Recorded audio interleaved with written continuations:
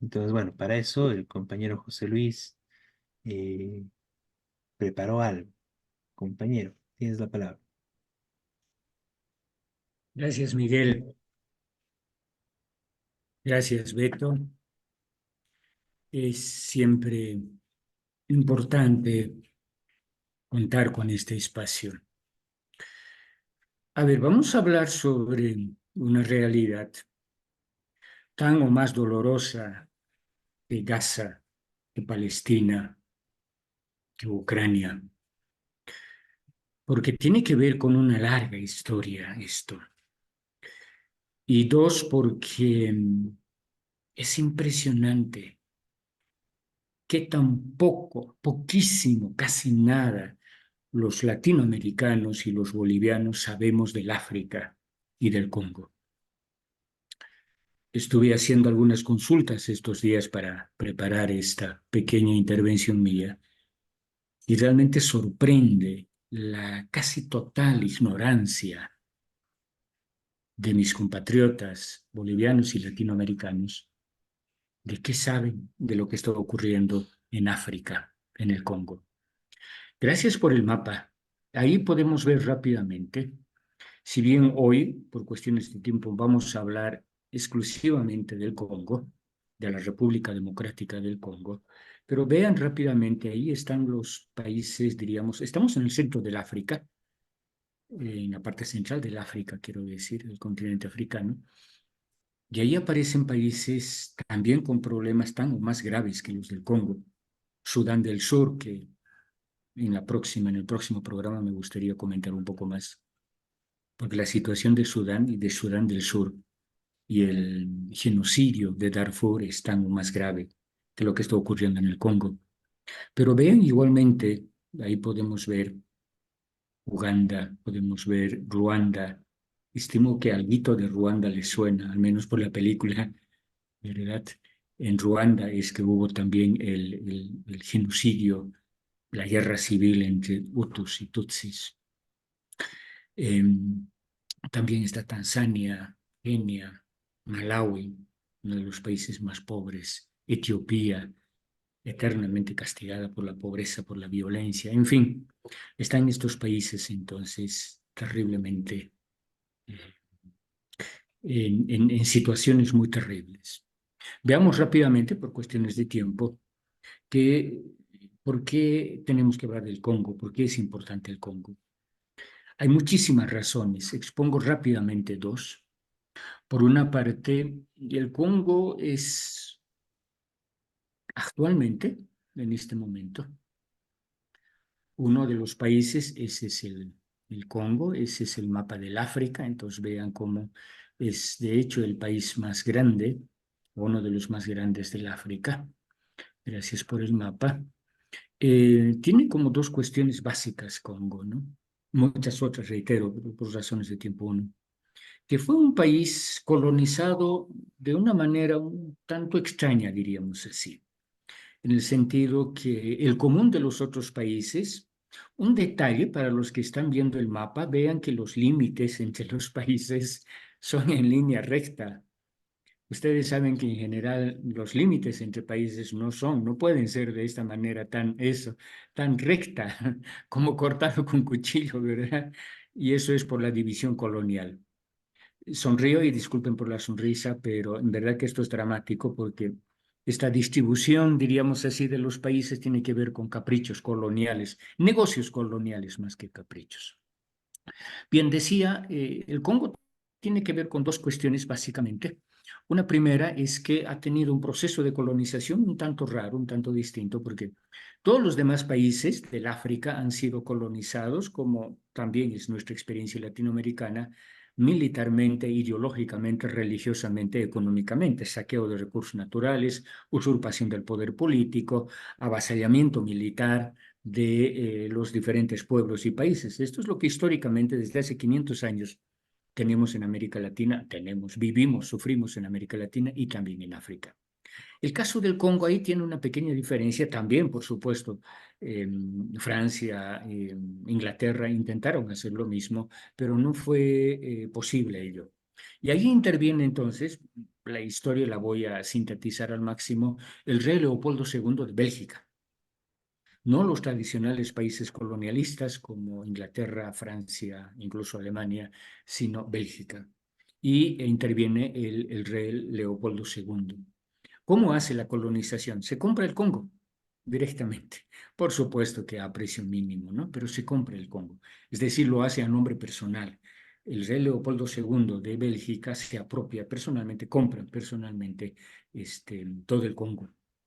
¿Qué es lo que hace? Obviamente, como en todo proceso de colonización, explota los recursos naturales y obviamente, como todo sistema capitalista, imperialista y colonialista, explota la mano de obra, pero bajo dos características. Uno, ¿qué es lo que explota el rey Leopoldo II en el Congo? Básicamente dos productos. Por una parte, marfil, ubican el marfil, ¿no? Del colmillo de los elefantes. Y se produce, por tanto, una matanza impresionante, como nunca antes conoció en la historia de la humanidad. Los elefantes son masacrados, matados en el Congo y alrededores para obtener marfil. Y obviamente exportarlo del Congo a Europa a precios altísimos. Ese es un producto que explota, diríamos, el rey Leopoldo II. Lo segundo es más grave aún, porque lo que hace Leopoldo II es explotar caucho, caucho, el material que sale de un tipo de árbol, ¿no es cierto?, para hacer llantas, neumáticos, etcétera, ¿no? Goma.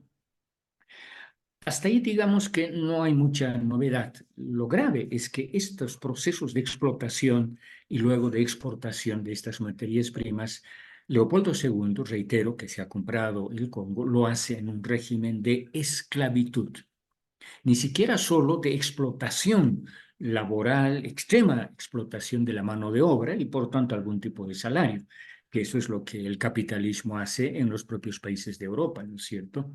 No, Leopoldo II lo que hace es establecer un régimen de esclavitud y somete prácticamente a toda la población de Congo, convierte a la población del Congo y al propio Congo en un gigantesco campo de concentración, por tanto, con un régimen de trabajo esclavizante. ¿Qué más hace Leopoldo II? Este régimen de esclavización no es suficiente con haber establecido un régimen de esclavitud y de esa manera producir esta materia prima, marfil y goma, caucho, sino además esto lo hace bajo un sistema de represión no solo fascista, sino criminal. Es decir, que las condiciones ya de esclavitud y trabajo son reprimidos sangrientamente, ahí se produce un primer genocidio. Estamos hablando de fines del siglo XIX, principios del siglo XX, desde 1885 hasta 1910 aproximadamente. Que también, fíjense, coincide ese auge del caucho también con el auge, esa es una muy buena fotografía, gracias. Esto es propio del régimen de esclavitud instaurado por el rey Leopoldo II del Congo, perdón, de Bélgica. Fíjense que esos años mismos coinciden también con la guerra del Acre en Bolivia y también con la explotación del caucho en la Amazonía boliviana. Y gran parte del territorio congoleño del Congo es también parecido a la Amazonía, a la selva amazónica.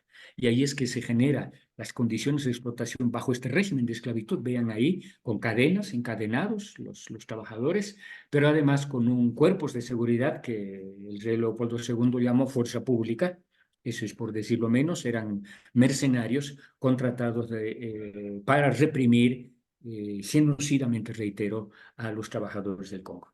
No hay mucho tiempo para hacer más historia, pero en esos escasos 20 años, esto es importante, esta foto, gracias, qué bien, Beto. Vean ahí, noten ahí, lo que se ve claramente son cuerpos mutilados, ojo. Y fíjense, no solo de personas adultas, de niños, de mujeres, cuerpos mutilados, las manos cortadas. ¿Por qué hacía esto el rey Leopoldo II? Porque establecía, ahí está, también mutilados, fíjense, este era el sistema de esclavización colonial, explotación capitalista, imperialista y por tanto racista que ha establecido el rey Leopoldo II. Es importante, gracias por la foto, de verdad, es importante que hablemos de esto, porque normalmente las visiones que nos dan del capitalismo son bastante condescendientes, ¿no? Este es el verdadero capitalismo, este es el verdadero imperialismo, este es el régimen al que somete el capitalismo a nuestros pueblos, tanto en el pasado como actualmente también, ojo. Enseguida voy a hablar de las condiciones actuales de trabajo en el Congo, pero esto es lo que se producía bajo el régimen de Leopoldo II. ¿Por qué cortaba las manos? ¿Por qué mutilaban las fuerzas del rey Leopoldo II en el Congo? Porque establecía cupos extremos inalcanzables de producción de caucho. Y los trabajadores que no cumplían esos altos cupos de producción eran mutilados. Así de sencillo. Y mientras los trabajadores varones tenían que cumplir y estaban forzados bajo el régimen de esclavitud para producir goma, las mujeres y los niños eran encarcelados, también bajo un régimen de esclavitud terrible, donde no solo se producía y se reproducía represión a las mujeres y a los niños encarcelados, mientras los varones estaban produciendo y tratando de cumplir esos altísimos cupos que tenían que, reitero, cumplir. Además que en ese régimen de encierro que sufrían las mujeres y los niños, estas mujeres eran también salvajemente violadas y violentadas.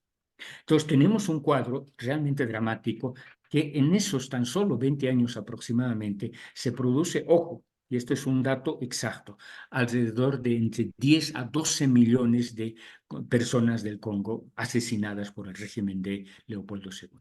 Ese es un verdadero genocidio, diríamos así, el primer genocidio que sufre la población del Congo.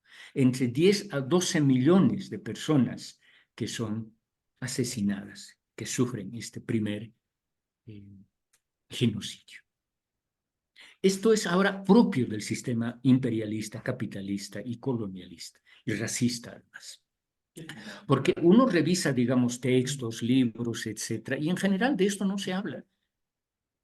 Ahora, la pregunta es, ¿por qué no se habla de este genocidio? Recuerden, ojo, el genocidio de los judíos bajo el régimen nazi de Hitler mató alrededor de 6 millones de judíos. Y eso es lo único que se considera genocidio. 6 millones de judíos. Por supuesto que también es condenable, detestable ese genocidio. Pero en este primer genocidio que sufre la población del Congo, estamos hablando de entre 10 a 12 millones. Ahora, la pregunta es, ¿por qué no se habla de esto? Pues por un simple y llano racismo colonial. Son negros. Y las vidas negras, ni en el pasado ni en la actualidad, valen nada. Esta es la razón. Porque este genocidio, y voy a la segunda y última parte, se sigue reproduciendo ahora, en la actualidad. Este proceso de colonización, por supuesto, va a terminar en los inicios del siglo XX, hacia 1910 aproximadamente, y entonces se suceden otros procesos de colonización a través, sobre todo, de Francia, que va a colonizar el África. Y aquí permítanme un detalle antes de pasar a la segunda y última parte, que la lucha por la independencia, por la descolonización del África y del Congo, por supuesto que es intensa desde inicios del siglo XX. Uno de los grandes líderes, no hay tiempo para contar toda la historia intensa, rica, interesante de la lucha del Congo, pero uno de los más importantes líderes, patriotas, liberadores del África, sin duda es Patrice Lumumba.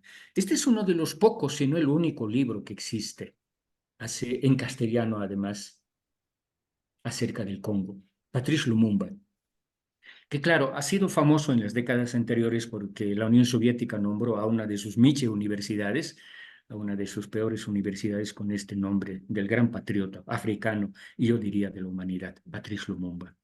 Patrice Lumumba entonces lidera el proceso de independencia, logra la independencia en 1960, antes de que yo exista, y al poco tiempo, semanas de haber ejercido bueno, era el primer ministro, no precisamente el presidente, primer ministro del Congo, Patrice Lumumba es asesinado.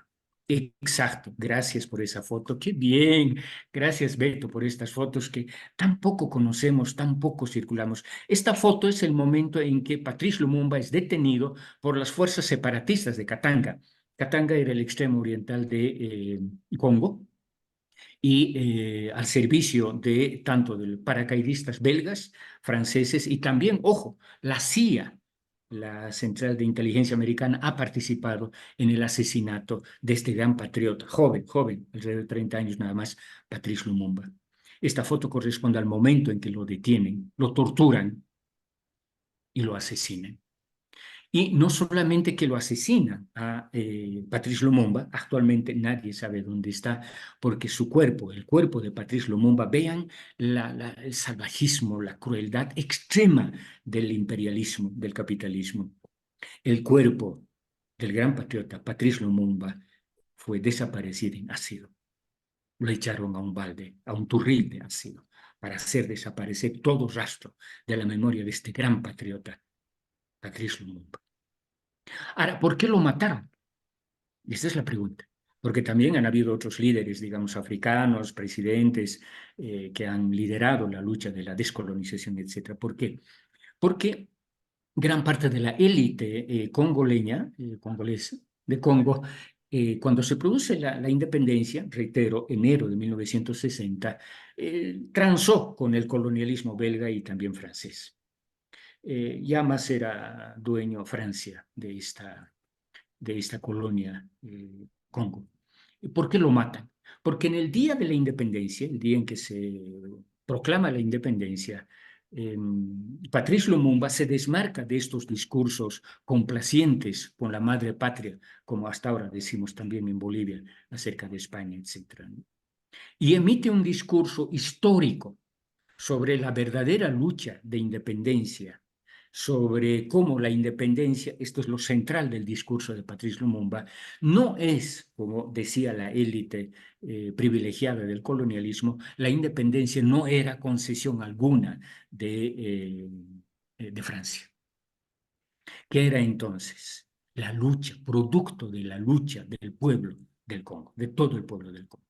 Solo este pequeño gran discurso marcó la sentencia de Patrice Lumumba. Y por eso es que lo van a asesinar de esa forma tan salvaje, tan cruel, tan violenta, para que no quede memoria. Entonces creo que un deber nuestro, de los que militamos en el campo popular y en el campo de la izquierda, es reivindicar la memoria política independentista, descolonizadora de Patrice Lumumba. Es una lástima, reitero, que no tengamos más textos, no en español, en francés sí hay más, pero en español necesitamos de Patrice Lumumba. Me voy a esa es una buena foto, ese es el discurso de la independencia, exactamente. Ese discurso marcó la sentencia de muerte de Patrice Lumumba. Vamos a poner un link en la pie de página de este video, el link de ese discurso para que los hermanos y hermanas que tengan interés, porque no es largo, son 2 páginas y un poco más. Ese discurso es histórico, es importantísimo que se conozca y que se difunda.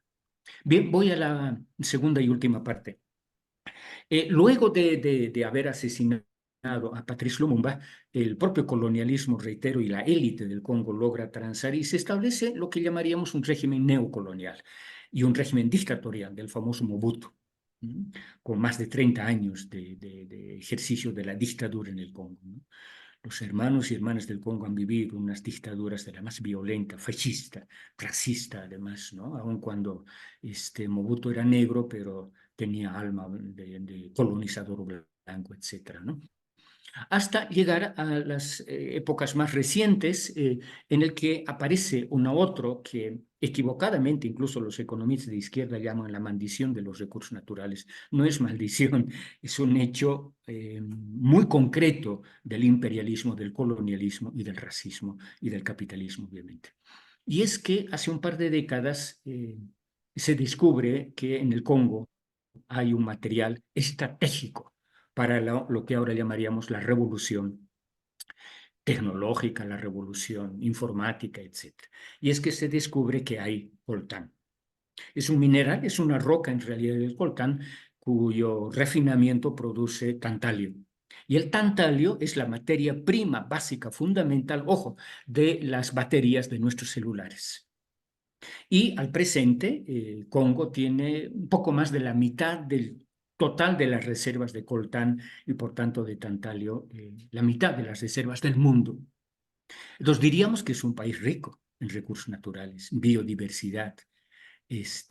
Pero en cuanto se descubre rápidamente, y como siempre, las empresas transnacionales norteamericanas, francesas e inglesas se van apropiando del territorio, de la gente, del trabajo y de la plusvalía que se produce en el Congo.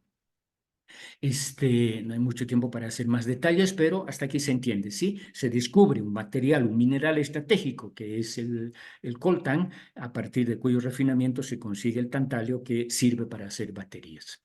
Las empresas transnacionales se apropian de todo esto. Una de esas empresas, y esto es importante decirlo, muy bien por la foto, exactamente ahí podemos ver, aun cuando eso todavía es una muestra, digamos, de minería artesanal, porque igual que en Bolivia, en el Congo están operando grandísimas dragas, empresas transnacionales poderosísimas, las más grandes del mundo están operando, tanto que igual que en Bolivia, así como explotan el oro de manera tan salvaje, por decirlo menos, igualmente la producción del coltan y también se produce oro, también piedras preciosas, diamantes. Fíjense lo rico que es este país tan pobre. Parece paradójico, ¿no? Irónico, que un país con tantas riquezas es uno de los países más pobres del mundo. Una de las empresas, y esto es importante decirlo, hermanas y hermanas de Bolivia, una de las empresas más poderosas que trabaja con la explotación del coltan en el Congo es Glencore. ¿Les suena Glencore? ¿Ah? Es la empresa que en Bolivia opera con el nombre de Sinchihuayra y Illapa.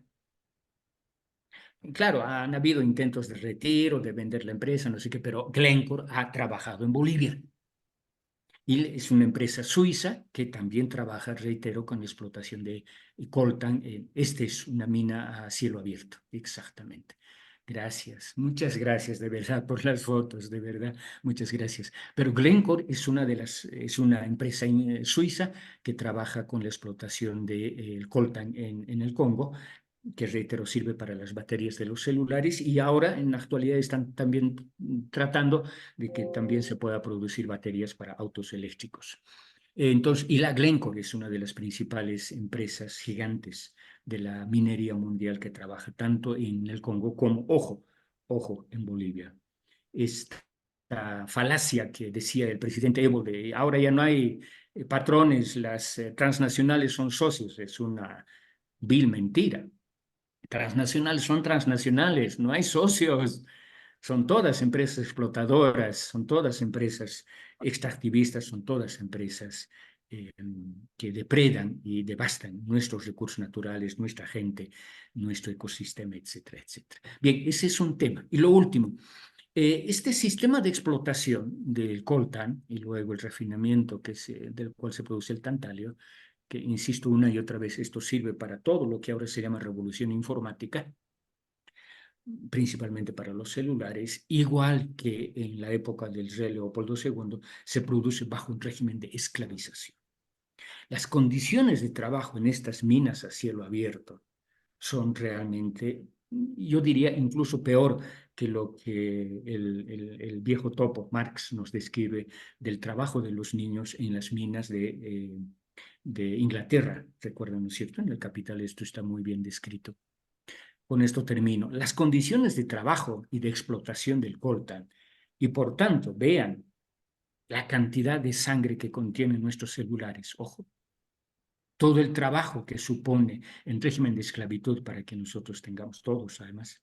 Bueno, nosotros usando, pero las que ganan son las empresas transnacionales, ¿no? Samsung y ahora también las empresas chinas están empezando a operar en el Congo. Pero ¿cómo se trabaja en el Congo? Bajo un régimen de esclavitud. Y sobre todo, ojo, sobre todo el trabajo en las minas de coltan es con mano de obra infantil. Ojo, mano de obra infantil, a quienes se les paga prácticamente nada. Se dice que con darles algo de alimentación, alguito, una ración por día, ya están suficientemente pagados estos niños. Hay discusiones en las Naciones Unidas, ustedes conocen, que esto que han debido escuchar hablar, trazabilidad de los minerales, es decir, que en teoría la Unión Europea no tendría que comprar minerales que han sido producidos bajo este régimen de esclavitud. No hay nada de eso, nada de eso. Yo tengo informes de Amnesty, por ejemplo, Amnesty Internacional, esta ONG que se encarga de ver un poco qué pasa con los derechos humanos, son realmente impresionantes. Da muchísima pena, duele mucho ver estos informes y las condiciones en las que trabajan, sobre todo los niños, reitero, en el Congo, para producir el coltán. No hay ningún tipo de derechos, obviamente. El salario es mínimo, si es que hay, y bajo un régimen de esclavitud realmente genocida. Genocida. La cantidad de muertos que se producen en el curso de la producción de este mineral de coltan es impresionante. En los últimos, simplemente, a ver, casi 8 años, del 2015 para ahora, hay aproximadamente, ojo, 6 millones de personas negras del Congo que han sido asesinadas en este proceso de producción. 6 millones, ojo. Esto es impresionante. Y no es un dato que me estoy inventando, lo dicen los informes de Amnesty International. Entonces, estamos frente a un segundo genocidio, el genocidio de fines del siglo XIX, principios del siglo XX, y ahora un otro genocidio. A esto se añade, con esto termino, que actualmente cuando uno ve, digamos, reportes, fotografías del Congo, ¿qué es lo que nos dicen? Que hay mucha violencia, que muy parecido a Haití, ojo, muy parecido a Haití, igualmente hay bandas armadas, hay bandas paramilitares, que son las que en realidad controlan los cotos de producción del coltan en el Congo. No es precisamente el gobierno, sino son grupos de mercenarios que son los grupos armados organizados por las empresas transnacionales, las que se encargan no solamente de controlar la fuerza de trabajo, de reprimir la fuerza de trabajo. Ojo, en el Congo jamás van a haber una huelga de trabajadores, jamás hay sindicato de obreros. Esto no hay, en absoluto. Menos reivindicación de los derechos laborales, derechos sociales, organización de mujeres, cero de esto, cero. Es dictadura total, violenta, fascista, racista, además, porque claro, estamos frente a personas negras. Estas son entonces algunas de las condiciones en las que vive y trabaja la gente del Congo. Es realmente impresionante, hermanos. Es para hablar, no sé, toda la noche, todo el día, porque en verdad que es una realidad hiriente, muy, muy dolorosa. El poder de las transnacionales, del capitalismo, cómo someten a los gobiernos, todos los distintos gobiernos dictatoriales, todos corruptos, los gobiernos del Congo, ¿no? Este, Ese es un poco lo que quería comentarles, por lo menos para empezar a preocuparnos qué es lo que ocurre en el Congo. Es muchísimo más doloroso, muchísimo más cruel, más despiadado el sistema de explotación que existe y de violencia que existe en el Congo. Gracias, hermanos. Muchas gracias, José Luis. Bueno, muy importante, muy completo y amplio el informe y bueno, toda la información sobre lo que sucede en el Congo, ¿no? Jorge, bienvenido. ¿Quieres opinar sobre el tema? Buenas noches, sí, quería hacer un saludo a José Luis Saavedra, a Miguel y a ti, y complementar un poquito sobre el tema del Congo, en el sentido de que los cascos azules, que son fuerzas de la ONU, también han reclutado gente en Bolivia, y de Bolivia se ha enviado, en el gobierno del Gonzalo Sánchez de Lozada, se enviaron a cascos azules para mantener la paz parece que estaba dividido el Congo ya, ¿no? En dos, y entonces para evitar que se masacren entre ellos. Em, Se ven fotos, ¿no? Que han enviado los soldados cascos azules bolivianos, se veían fotos donde se veían gente muerta a machetazo, ¿no?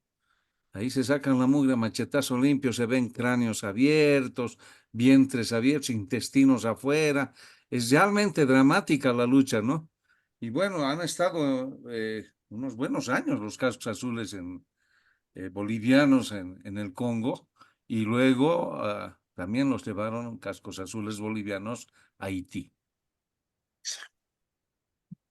Sí, si me permiten, la Organización de las Naciones Unidas que opera ya desde hace un buen tiempo en el Congo se llama MONUSCO y es igualmente una fuerza en realidad mercenaria. e igualmente violenta e igualmente depredadora.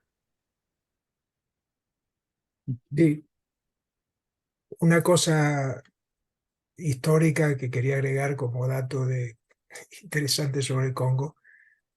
Entre abril y noviembre de 65, el Che Guevara estuvo en el Congo, una fuerza de liberación, porque consideraba que era uno de los países más oprimidos y destruidos del África. Todo lo que dijo José Luis. Fracasó, no pudo, pero intervino militarmente con una fuerza armada de liberación. Tuvo que retirarse, después de eso vino Bolivia. El Che tenía esa concepción de que el país más oprimido de África y después consideraba el más oprimido de América, iba a haber una revolución. Y él quería impulsarla, digamos, ¿no? Esto Sí, es exactamente. Hay un, un dato histórico. perdón, Miguel, no sé si terminaste. Hay un Sí, sí, escrito muy interesante el Che admiraba a Lumumba. sí. Y hay un escrito suyo, hay un escrito de Che muy lindo sobre el patriotismo, la consecuencia revolucionaria de Patrice Lumumba. Era una persona muy querida por el Che. No sé si llegaron a conocerse, pero el Che admiraba a Patrice Lumumba. Ujú. Muy bien, muy, muy importante, digamos, todos estos datos, este último hecho. Me parece importante señalar, bueno, en todo esto, de que, bueno, y recalcar lo que está sucediendo hoy en día, ¿no? De que producto de la extracción de estos recursos naturales, de la minería de todos estos productos, bueno, hay una situación prácticamente de guerra, como decía José Luis, ¿no? Con pandillas, mafias, prácticamente ejércitos privados mafiosos, ¿no? Que están peleando por el control justamente de estos recursos y que, bueno, quien controla estos recursos los vende, ¿no? Y es interesante cómo, o sea, al fin y al cabo, las transnacionales, las grandes empresas transnacionales del mundo, compran estos recursos, ¿no? Sin importar quién se los venda, ¿no? Sin importar la sangre, la destrucción, todo lo que haya significado, ¿no? Y bueno, recalcar, digamos, como decías, José Luis, ese tema, ¿no? De que, bueno, estos productos necesarios para que funcionen temas de tecnología, los celulares, las computadoras, etcétera, bueno, vienen del Congo en muchos casos, ¿no? Mayoritariamente, y vienen con sangre, ¿no? Entonces realmente es importante tener esto conciencia y tener esto como parte de la denuncia de lo que sucede en el Congo y lo que realmente significa el capitalismo, como tú decías, José Luis. Bien, Sí, un dato más, por favor, muy brevecito. claro. Es lo que indicaba eh, Miguel, es muy importante. Una de las lecciones, de las muchas que podemos sacar de esta dolorosa experiencia del Congo, es que el régimen capitalista es así como opera.